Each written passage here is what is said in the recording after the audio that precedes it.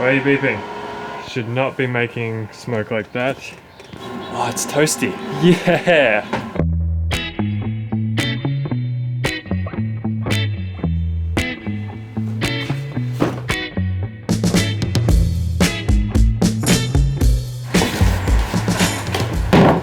The temperature is really starting to drop here now, so I think it's a good time to install the diesel heater.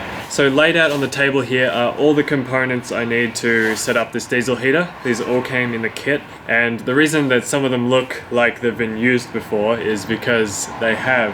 A couple of years ago, I actually installed this heater in another van we had and never used it, didn't even turn it on.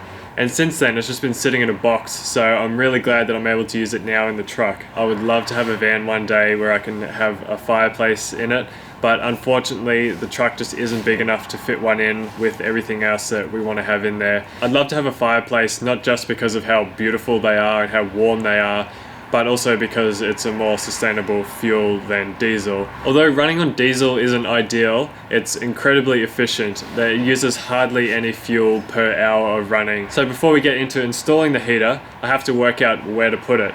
And so I thought it would be a good time to show you guys the layout of the interior. So after a lot of coming and going and back and forth on different designs, this is the one that we've decided on. So on the left here, we're gonna have the kitchen, and the electrical is going to go underneath on this side, and then the fridge is going to go on that side. At the end here is the bed / couch.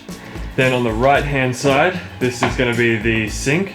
On this side there's going to be drawers, and this side just a small cupboard. And this is where the diesel heater is going to go, at the bottom of all these drawers. And finally on this side here is going to be the toilet and shower. So the shower base will be roughly half of this, and then this half will be the composting toilet. The truck box is actually really small. It kind of looks bigger than it is. So while it does have the great feeling of being spacious, when you actually come to fitting it out and designing where things are gonna go, you actually realize how small a space it is. But in terms of everything we want to have in here, I think this is the best layout to achieve that. Alright, so now that the design is all finalized, let's get into the heater install. I started by measuring the mounting plate to work out where to cut the hole for the hoses to pass through the floor. I cut a larger hole in the plywood so that the whole heater could sit flat on the steel floor, and then I cut a smaller hole just for the hoses to pass through.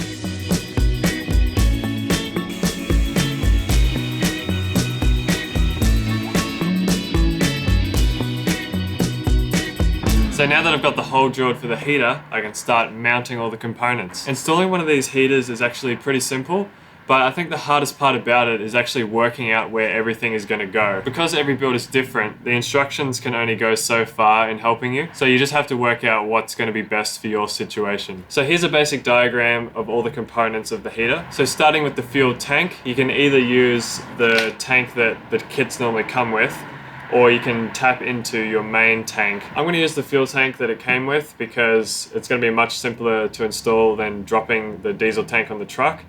And I like the idea of having it separately so I can monitor easily how much we're using. So from the tank, it travels down the fuel line and into the fuel filter. And then from the filter, it goes into the pump. Then from the pump, it travels down the lines again into the heater itself, into the fuel line here. Then on the heater, you've got an air inlet hose, which is sucking in fresh air for the combustion.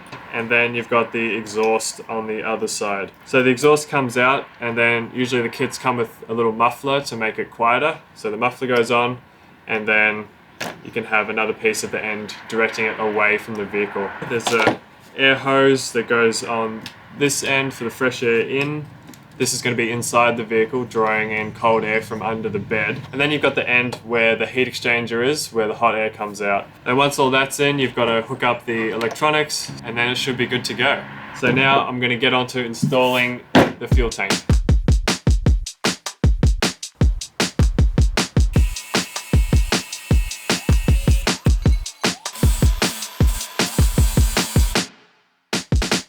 To mount the fuel tank, I made up a couple of metal brackets out of some old steel.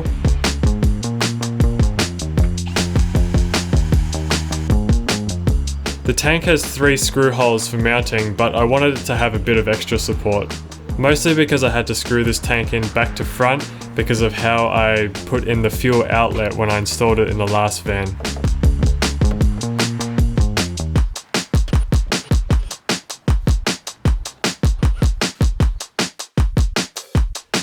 Later on I also added this strap for even more support. It is not going anywhere. It seems weird to me, but with this type of fuel line you don't need to clamp the connections. It's really hard to push on, which provides a tight enough seal, but I'll see how it goes and I might end up adding some hose clamps later on. The fuel filter needs to be mounted at a 90-degree angle, which is actually really tricky to do in a tight space. Close enough to 90. The fuel pump sits in this rubber mount to reduce the vibration noise. It also needs to be mounted on an angle, but just 45 degrees this time. This apparently prevents the pump from creating air bubbles in the fuel line. Next I attached the mounting plate to the heater. I decided to scrape off the foam gasket that it came with and add one of my own with heat-proof silicone. It didn't seem like the foam would make a great seal, especially with the bumpy checker plate steel of the truck floor.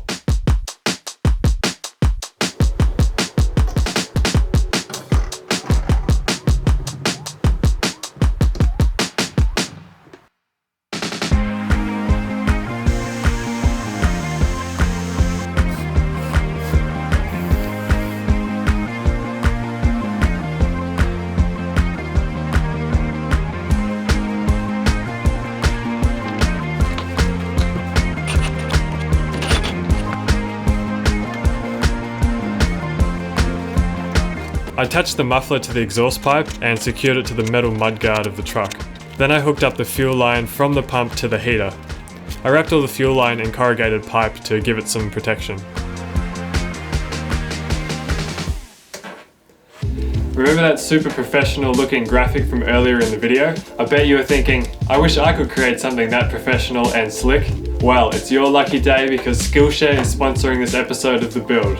To make that graphic, I needed to learn some basic skills in Adobe Illustrator. So I took the course Fundamentals of Illustrator 2, Paths, Shapes and Lines by Brad Woodard. The course was really easy to follow and it gave me everything I needed to get started making my own illustrations. So the first 1,000 of my subscribers to click the link in the description will get a 1-month free trial of Skillshare so you can start exploring your creativity today. So if you're looking to pick up a new skill, be sure to check out the free trial and see the huge range of courses that Skillshare has on offer.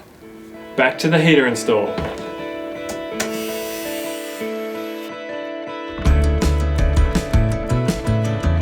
The exhaust pipe needs to point away from the truck and facing the ground.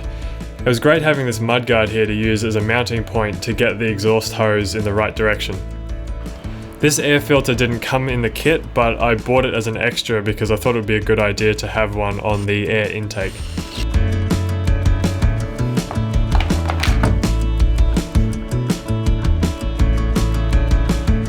Next I hooked up the wiring harness to the heater and then to the fuel pump.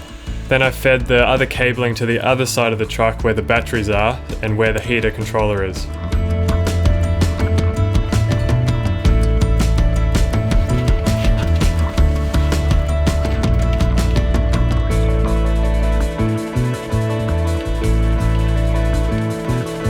So now that I've got all the heater components mounted, it's time to wire it up. So eventually the heater will be hooked up to the deep cycle batteries that is part of the solar system of the truck. But for now I'm just going to hook it up to the truck's batteries. So when I initially bought the heater and installed it in the other van, I cut off the fuse that came with it because it was part of another fuse block. But like any electrical appliance, it has to be fused. So I'm just going to wire in this blade fuse holder on the positive wire. So you're not allowed to look too closely because I'm terrible at soldering. I have not practiced enough.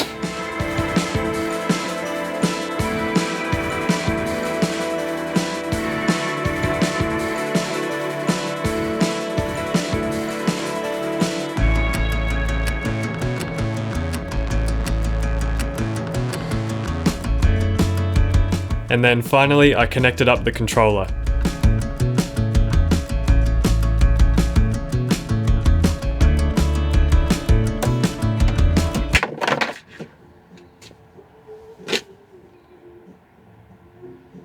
The inside of this cap just broke off and fell inside the tank.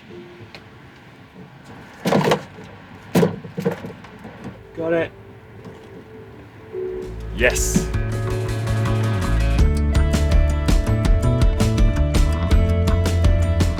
So I've just put a little bit of fuel in the tank to test it out first to make sure there's no leaks. Doesn't look like there are any leaks in the tank, but we'll see how the lines go. I also haven't finished securing all the cables because I want to make sure it all works first before I mount everything. Now let's turn it on and see what happens, just in case.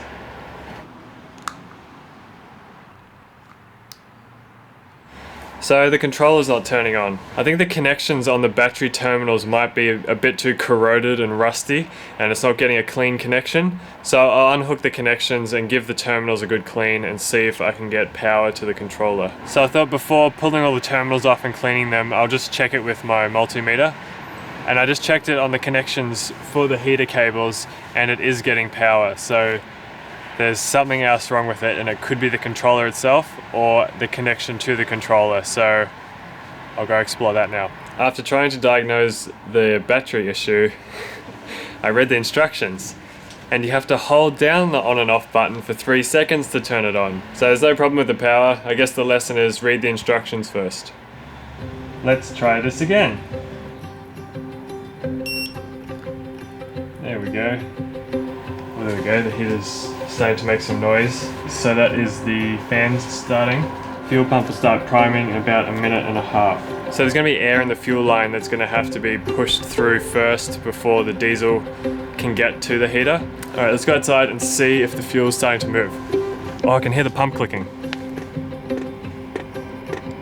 Can you hear that?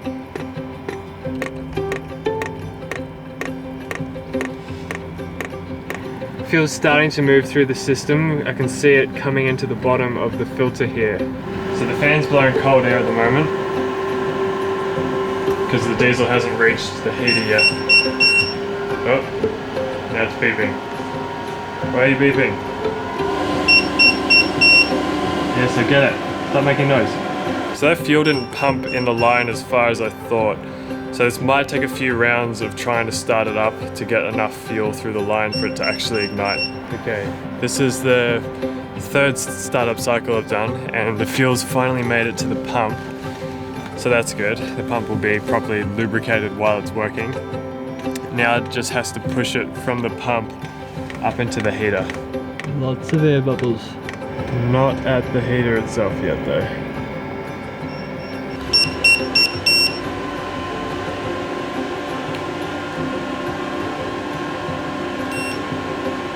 Alright, it's getting a bit dark now, so I'm going to pack up for tonight and come back at it tomorrow and get this heater going. Okay, take 5 or 6? I think it's take 6. Come on, heater. You can do it this time. Oh, here we go. The exhaust is making some smoke. I'm not sure if that's a good thing. It might just be for the first time it's igniting. Shouldn't look like that always. Still cold. Should not be making smoke like that. Although this is the first time it's ever been started up, so... Oh, I can hear it! There we go! Oh, the smoke stopped! Oh, it's rumbling like a rocket! It's starting to warm up.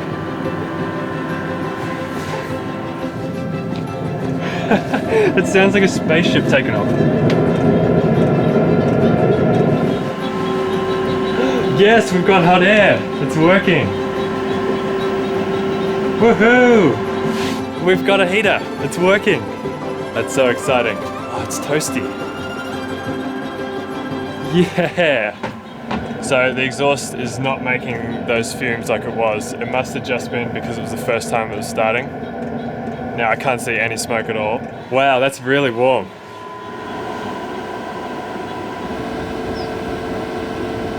Okay, let's make sure nothing's burning. I think I've got everything spaced properly under there.